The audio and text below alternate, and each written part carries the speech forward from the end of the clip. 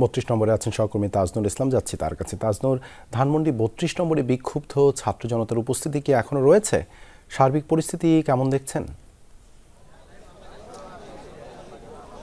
না দেখুন, ভাঙচুর বলা যায় যে এই মুহূর্তে বন্ধ রয়েছে, অর্থাৎ সন্ধ্যার পর থেকে দেখেছিলাম যে বড় বড় হাতুড়ি নিয়ে অনেকে কিন্তু ৩২ নম্বর যে বাড়িটি সেখানে কিন্তু বেশ কয়েকটি তলায় তারা ভাঙচুর চালাচ্ছিল। তবে তার পরবর্তী সময় যে ঘটনা প্রবাহ সেটি হচ্ছে যে পাশেই রান্নাবান্নার আয়োজন চলছিল এবং সেই রান্নাবান্না প্রায় সমাপ্ত, যার কারণে আশপাশে যে মানুষগুলোকে আপনি দেখছেন সারিবদ্ধভাবে দাঁড়িয়ে আছে পুরো রাস্তার দুধার ধরে।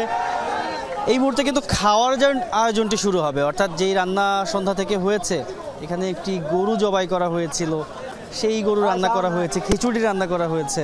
সব মিলিয়ে এক রকমের উৎসব মুখর পরিবেশ বিরাজ করছে। সবাই অধীর আগ্রহে অপেক্ষা করছেন এবং যেই ছাত্র জনতার মধ্যেই যারা কিনা স্বেচ্ছাসেবক হিসেবে কাজ করছেন তারা এই মুহূর্তে এই খাবার বিতরণের কাজে অংশ নেওয়ার জন্যে সারিবদ্ধভাবে সবাইকে দাঁড় করাচ্ছেন।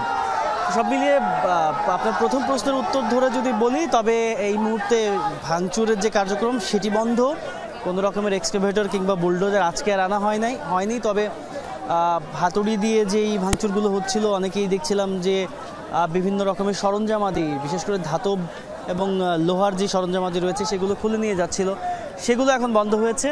এখন রাত্রের এই শেষ অংশে এসে তারা এই খাবারের আয়োজনটি সম্পন্ন করবেন এবং তারপরে তারা হয়তো তাদের নিজেদের যে গন্তব্য অর্থাৎ বাসা, সেইখানে হয়তো পরবর্তী সময়ে এই কার্যক্রম শেষ করে তারা ফিরে যাবেন। দেবাশিস, ধন্যবাদ তাজনুর যুক্ত হবার জন্য।